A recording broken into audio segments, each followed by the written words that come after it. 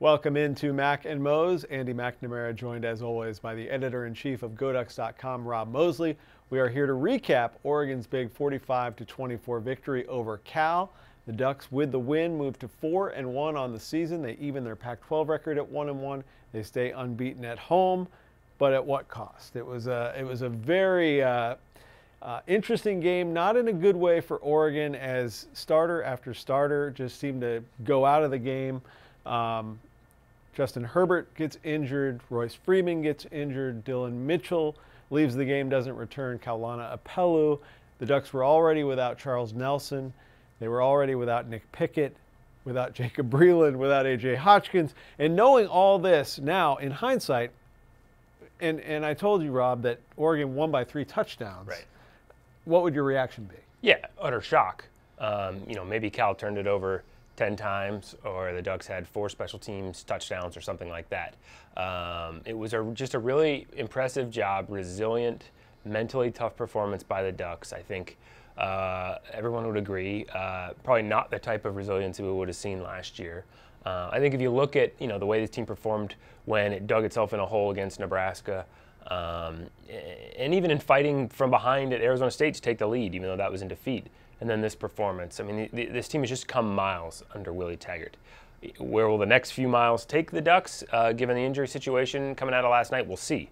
I don't have a lot of details on that that have been offered by Coach Taggart yet. But just in a vacuum, that performance last night, you got to be impressed with how they handled all that adversity. Yeah, I think we'll know more on Justin Herbert here in the coming days, hopefully, and what the outlook is for the remainder of the season. Because now, after 5 games, this schedule, and we knew this all along, when you looked at the schedule before the season started, this is where it's really going to get difficult for the Ducks. And I hate to say it, but they may look back at that Arizona State game that got away and really sort of kick themselves for not being able to take care of business in that game. Still, 4-1, a very good place to be typically, but now there's going to be additional challenges. Before we get to that, though, let's go through the game a little bit. Oregon lost the coin toss, so they received the ball first as Cal deferred.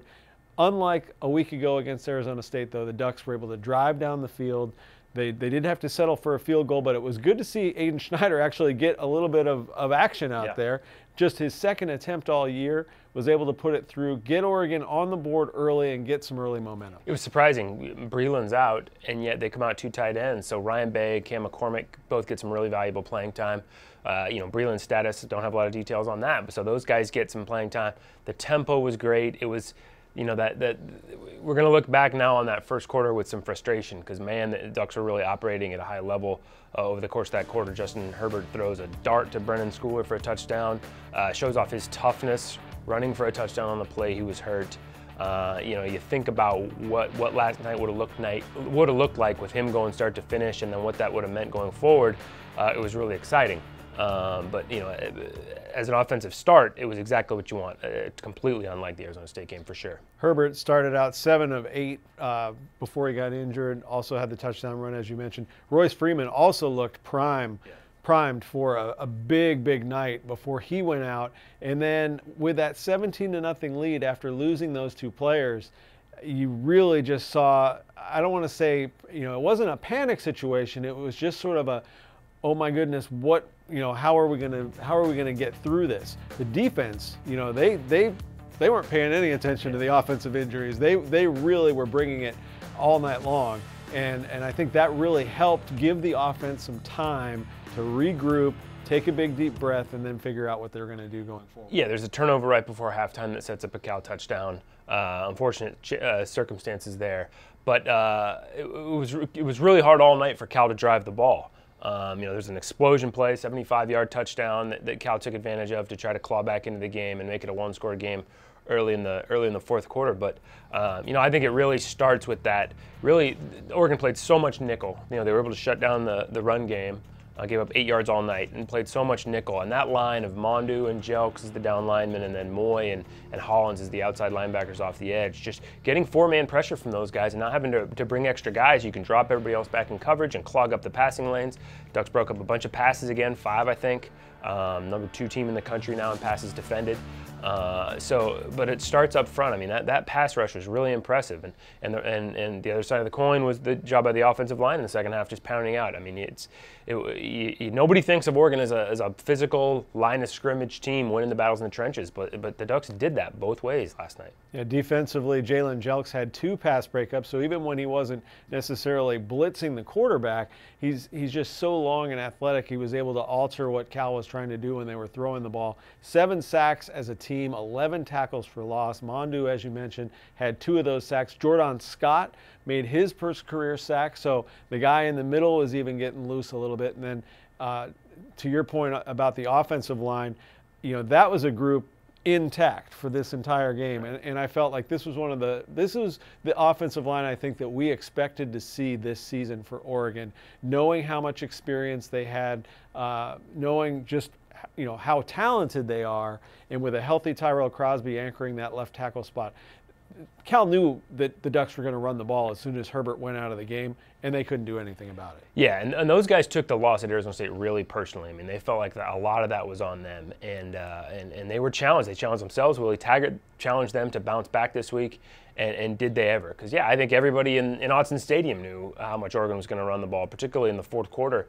And, I saw Justin Wilcox, the former UO defensive back who's now Cal's coach, talking about, hey, on Kenai Benoit's 68-yard touchdown run, they had the defense they wanted. It was a basic zone run that Oregon runs a lot. They had the defense they wanted, and it was still a huge hole, and Benoit's off to the races. And that just tells you the job those guys up front were doing. They're just road graders.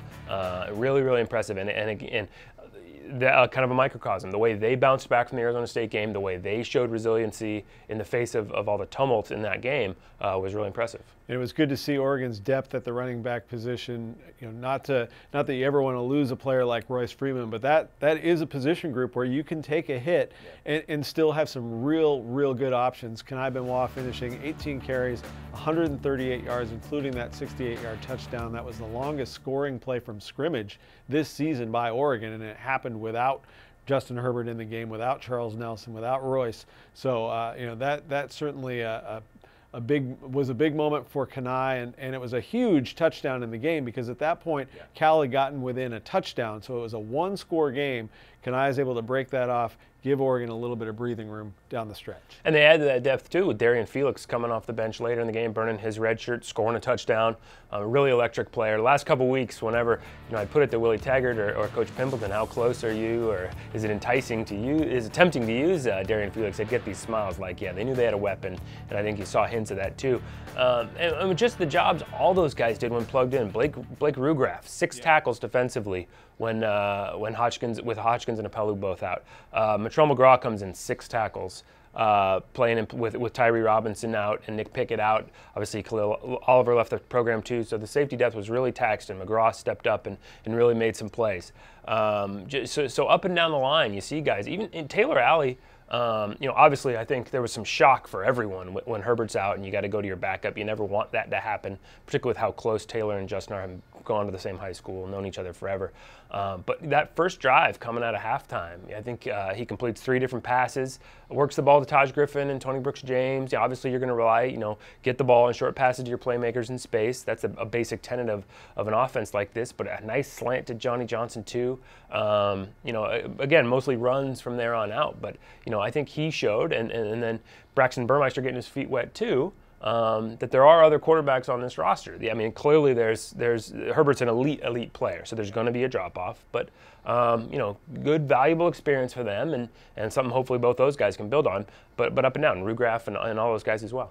Yeah, if Herbert's unable to go going forward, I'll be curious to see if they tweak the offense a little bit to try to take advantage maybe of the strengths of an Alley or a Burmeister. Burmeister in limited action where we've seen him, he's got wheels. He's a guy that can really run the ball effectively. Now, the thinner you get on the depth chart at quarterback, how much do you want to run, your quarterback? But the thing with Herbert, he's got an NFL arm.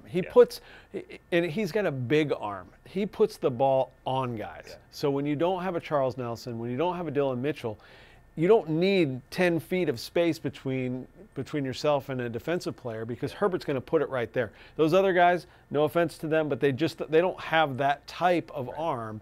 And so I think the Ducks are going to have to get a little bit more creative in how they get balls to people in space and let their athletic playmakers make plays. We've seen Herbert and before him Marcus Mariota be able to attack the field deep in ways that you don't always see out of a spread offense. I mean, usually in an offense like this where sometimes you go without a tight end, you're always without a fullback, you're not used to having the protection to take shots, long shots down the field. But with Marcus and Justin, they're both heady players, guys who can keep plays alive with their feet and extend plays and look downfield and take shots.